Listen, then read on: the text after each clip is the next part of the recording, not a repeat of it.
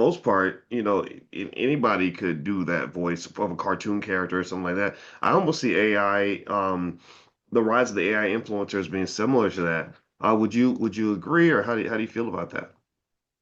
So I do agree, right? And I think that if you look inside of the media right now, the feedback on AI artists is not necessarily good, right? All over the place, we're kind of seeing quite a bit of slandering. However, there are plenty, I guess you could say, rooms that I'm in where the tone regarding that is different. It's actually not too easy to get people who are against AI generated music to change their minds and maybe think like, okay, maybe I should kind of like let down my ideas about this or my discrimination against this. As far as the human artists that are angry about the production of AI generated artists, in Mm. some sense, I get it because there are opportunities for the AI generated artists to honestly kind of copy some of their tones and copy some of their styles. But then we kind of have to ask, like, do those tones and those styles actually just belong to you? Because even you think about like even human music, majority of human music is sampled from other Mm. human music. It's it's true, right? So if we want hits, if we want to create hits, we have to we a lot of times we get the hits because we sampled stuff from the past.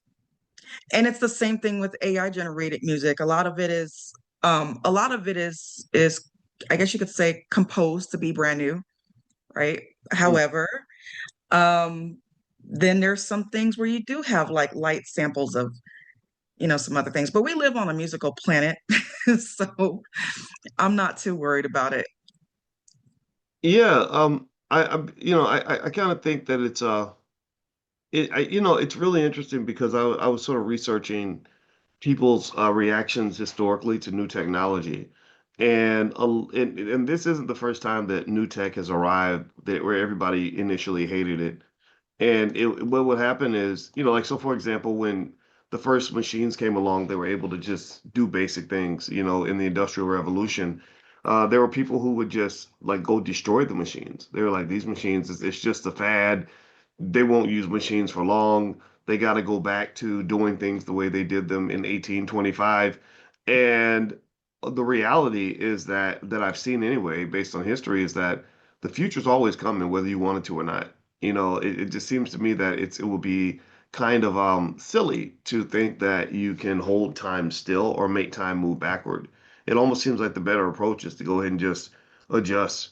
Does that sound defeatist, or do you think that that's a healthier approach? What are your thoughts on that?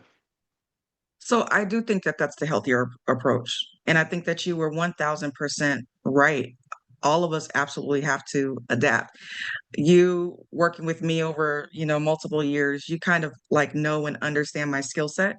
You also know and understand how much of my skill set AI can, implement and execute on now, right? And it's getting better and better every day.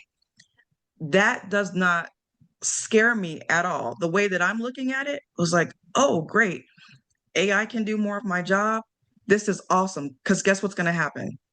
I'm going to use AI to do my job, right? Mm. Because it's getting it done more intelligently, it's getting it done more faster, and ultimately what that means is that there's more profit for me. There are still people out there that don't want to sit down with AI by themselves.